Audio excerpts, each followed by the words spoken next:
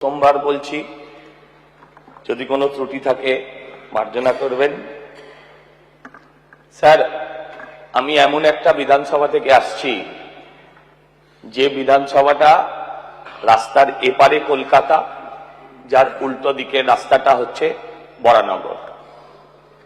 Sir, আমি এই বিধানসভায় ঘুরে মানুষের কাছে প্রচার করে আমি যেটা দেখতে পেলাম যে কলকাতা পিনকোড, কলকাতা অ্যাড্রেস এবং কলকাতা লাগোয়া হওয়া সত্ত্বেও অত্যন্ত দুরবস্থার মধ্যে দিয়ে একটা বিধানসভা অঞ্চল পুরো রয়েছে।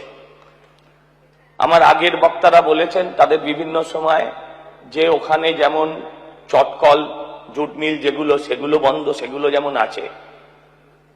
আমি মাননীয় স্বাস্থ্যমন্ত্রীর দৃষ্টি আকর্ষণ করব। স্যার, আমি ওখানে গেছিলাম, ওখানকার একটা জেলা হসপিটাল ভিজিট করতে। আমি সেখানে দেখেছি 100 আসন বিশিষ্ট হাসপাতালের মধ্যে আইসিইউ নেই। আমি দেখে এসছি হাসপাতালটা চলছে যেখানে একটাও মনিটর নেই, হাসপাতালটা চলছে যেখানে একটাও এয়ার কন্ডিশন মেশিন নেই। স্যার, আপনারা মাননীয় চেয়ারম্যান, তিনিও মাননীয় অধ্যক্ষ, আপনিও জানেন, আপনি ডাক্তার, স্বাস্থ্যমন্ত্রী, আপনিও জানেন যে এয়ার কন্ডিশনটা রোগীর জন্য প্রয়োজন হয়, আরামের জন্য প্রয়োজন নেই। অত্যন্ত দুরবস্থার মধ্যে দিয়ে একটা হাসপাতাল চলছে।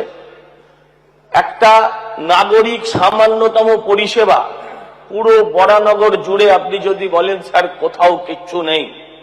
গত কয়েকদিন আগে যে প্রবল বৃষ্টি হয়, সেই বৃষ্টিতে বরানগর 1 হাঁটু জলে ডুবেছিল এবং আমি বলছি আজকে 4 দিন বাদেও সেখানে কিন্তু জল সম্পূর্ণভাবে নেমে যায়নি।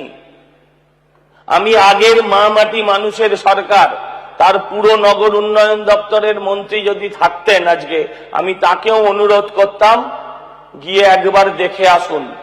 ঘরের ভেতরে খাটের ওপর মানুষ বাচ্চাকে রেখে মা বাচ্চার জন্য জল আনতে গেছে, বাচ্চা ঘরের ভেতর পড়ে জলে ডুবে মারা গেছে।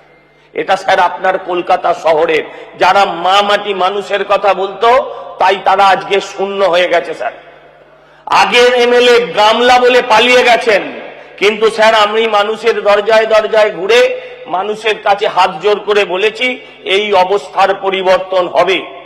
আমি আপনাদের কাছে অনুরোধ করব, আপনারা এই বিষয়ে দৃষ্টি আকর্ষণ করুন, আপনি ব্যবস্থা নিন এবং এই অবস্থা থেকে বরানগরবাসীকে শুধু নয় রাজ্যবাসীকে মুক্ত করুন।